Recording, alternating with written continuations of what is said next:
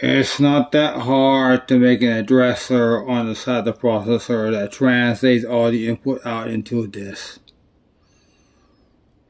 I'll simply set this so they can be done with pins that allows, a thing that's better than sectors.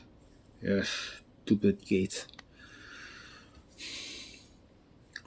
The reality may be different, but I'm not going to go into actually cracking what it takes to actually make a physical police copper layout, assuming they're actually able to implement this with a problem. There is a problem, I'll do more AI solving.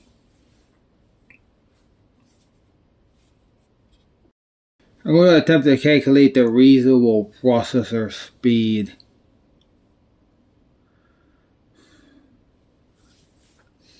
The reasonable processor speed would take into account the amount of time it takes electrons to go through a reasonable PCB.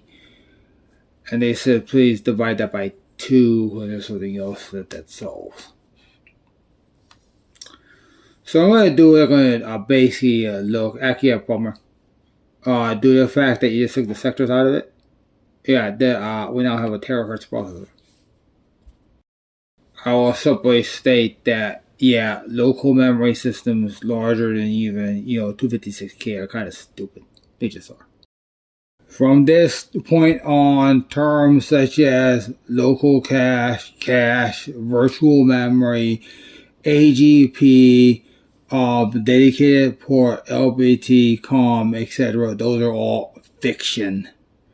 They'll, of course, continue to be used and continue to describe implementations, but on the physical copper level, all that stuff has always been fiction. I'm going to talk about a new technology I just thought of. I call it flash float. This basically reduces the floating point problem to set exponents and mantissas or field-specific sizes. The solution is now simple. If the specific jargon of the two operands is the same, then it's a fixed point instruction. If they're different, you use a multiplication or division by power of 2 to fix one of them.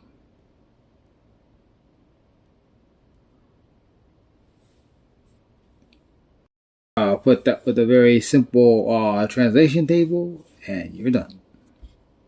There's a problem with the implementation, but we're not going to talk about it since it's transparent to anyone who are writing exactly, for example, programs in a C compiler, please.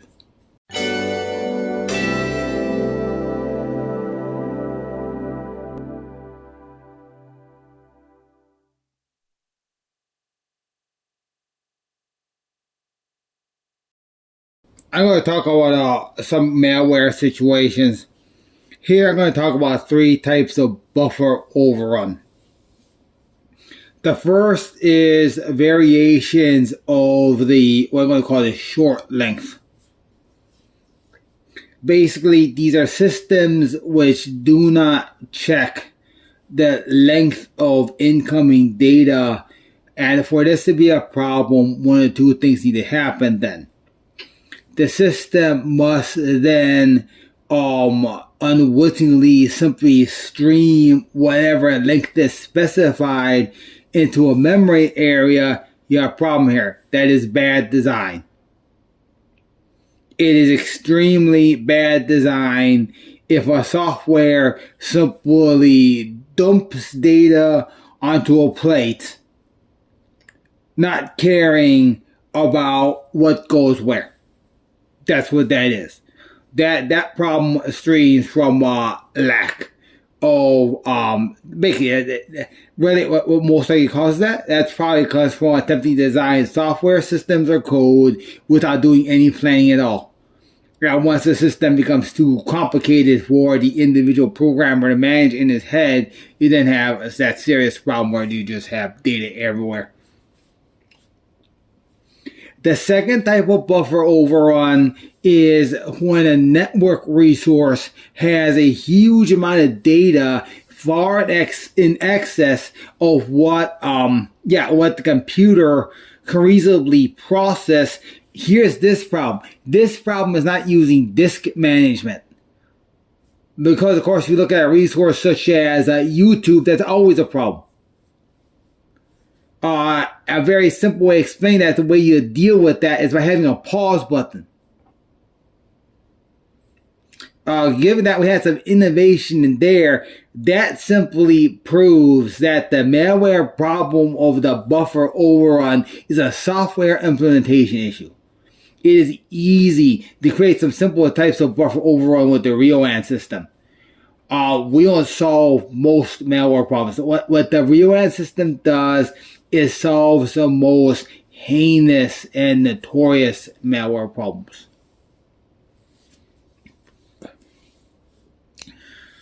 Here's another one.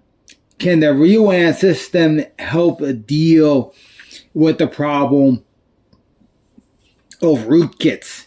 The answer is yes, and here is why.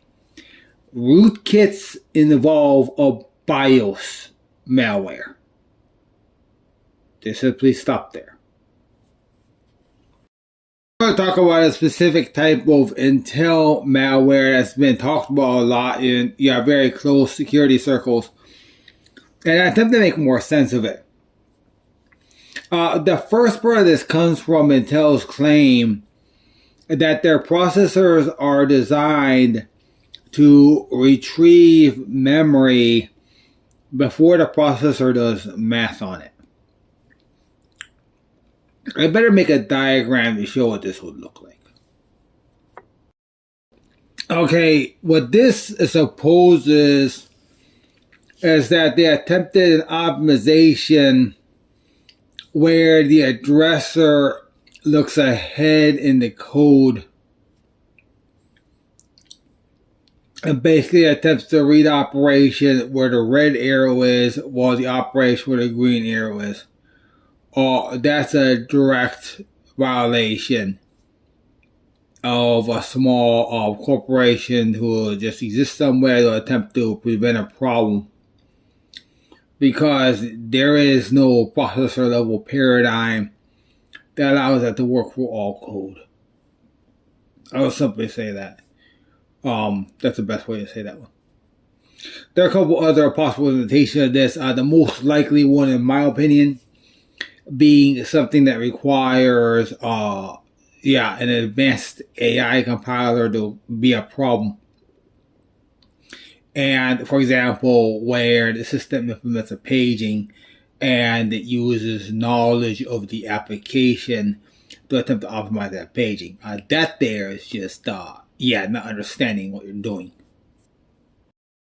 I'm just going to briefly mention something called dream coding. And the problem is obvious. Here's why his program is never going to work. It's simply understanding nothing about hardware. Those who understand hardware know that here's the thing. If you're going to both load from the disk or network resource and play the game at the same time, you need to implement stream management. And that's complicated because that system does not exist yet. Can this system aid in antivirus? The short answer is no. Because doing the bit changes necessary to, seriously, they ain't gonna fix anything. But I'll talk about that. An antivirus, when it scans the system, already is dealing with a problem. Good antivirus does two things. In one mode, it scans program installations looking for adverse software and doing something, it finds it. Another mode, which is more complicated, looks for adverse systems on the computer.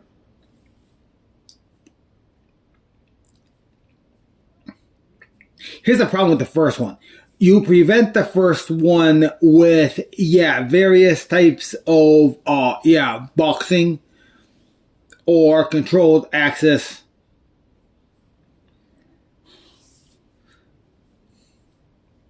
It's simply this. If all software is data packages and it's not possible for a bit code to exist in a data package, it's going to cause a problem. And the general solution is solved with authentication keys, which has basically always been how you have safe software. You know who created it. The issue of here's the thing. The only good solution to the infected computer is something that's really scary. And the thing is this type of scary. It's this type of scary. Because the only ultimate solution to the infected computer is a computer that's smart enough to understand that it's infected. Yeah, that's known as a brain. Only a brain understands that it doesn't work. Here's an example of one type of problem which might occur in a bank, inside of a bank. The problem here is the employee who doesn't understand enough about banking to understand that this here represents a problem. If the person seeing this doesn't immediately bail, there's a serious problem with that bank. The problem here is the general problem is not understanding correct responses to incorrect situations, because at the higher level we're simply dealing with like incorrect numbers or stuff like that. The problem is still the same. It's still the same. It's still the same thing. It's not understanding banking enough to understand that the incorrect value or the incorrect addition is a problem. In the end, that's all banking problems, not having enough brain to either, one, recognize the situation, or more importantly, recognize a reasonable correction for that situation. The other type of problem is basically this. It's this guy who's knowledgeable computers who walks out of the bank saying, I'll take care of it, and then does nothing. That obviously is not the case here. This is doing something. Frankly, this is fixing a big banking problem. And if there's no fix, I got more AI solving to do.